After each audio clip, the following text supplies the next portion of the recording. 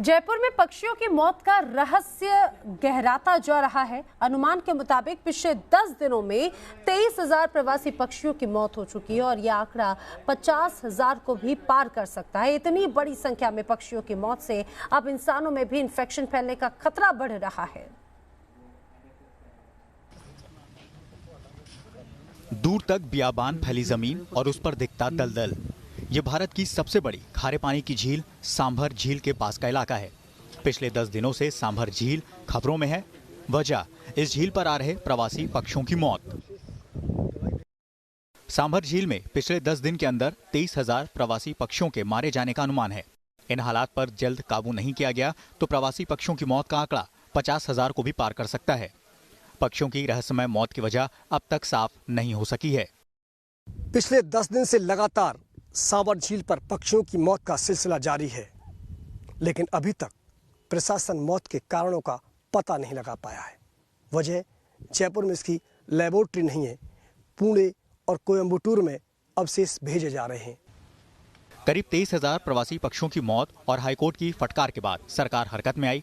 One विभाग और कुछ एनजीओ की मदद से पक्षियों को रेस्क्यू किया जा रहा है। रेस्क्यू किए गए इन विदेशी मेहमानों को फिलहाल रिहेबिलिटेशन में रखा गया है। सर, ये जब रेस्क्यू किया था ये बिल्कुल क्रिटिकल कंडीशन में थे। ये बिल्कुल लेट चुके थे और बेहोशी की कंडीशन के तक वक्त थे। इनको हमने रेस्क्यू करके हमारे रेस्क्यू सेंटर ले गए, इनको ट्रीट किया, इलाज किया और इनको इलाज करने के बाद सर्वाइव करने लायक हो गए। तो इनको रिहैब के लिए यानी कि नेचुरल जो चीज़ देने के लिए हमने यहाँ पर वापस शिफ्ट किया है। अब ये बिल्कुल अच्छी कंडीशन में है। ऐसा है कि इनको अगर अभी हम लोग छोड़ दें, रिलीज कर दें तो फ्लाई के लायक है। प्रवासी पक्षियों की मौत की वजह साफ नहीं है। पक्षी विशेषज्ञ लक्षणों को पहचानकर विदेशी मेहमानों की जान बचाने की हर संभव कोशिश में जुटे हैं। सर देखिए, अभी हम दलदल के अंदर से इस पक्षी को रेस्क्यू करके लाए। आज से 9-10 दिन पहले से हम रेस्क्यू कर रहे हैं। सेम कंडीशन पर यही हालत हो रही है सभी बर्ड्स की जो मर रहे हैं।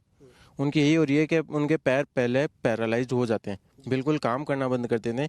धीरे धीरे बर्ड्स वहाँ कीचड़ में बैठ जाता है और वो गलना शुरू हो जाता है। एक टाइम आता है जब वो बिल्कुल अपने प्राण त्याग देता है।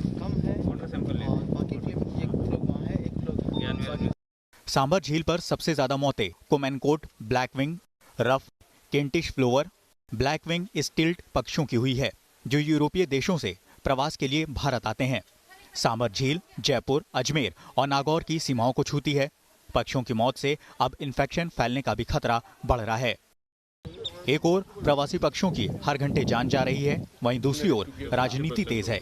बीजेपी ने पूरे मामले में कांग्रेस सरकार पर ढीला रवैया अपनाने का आरोप लगाया।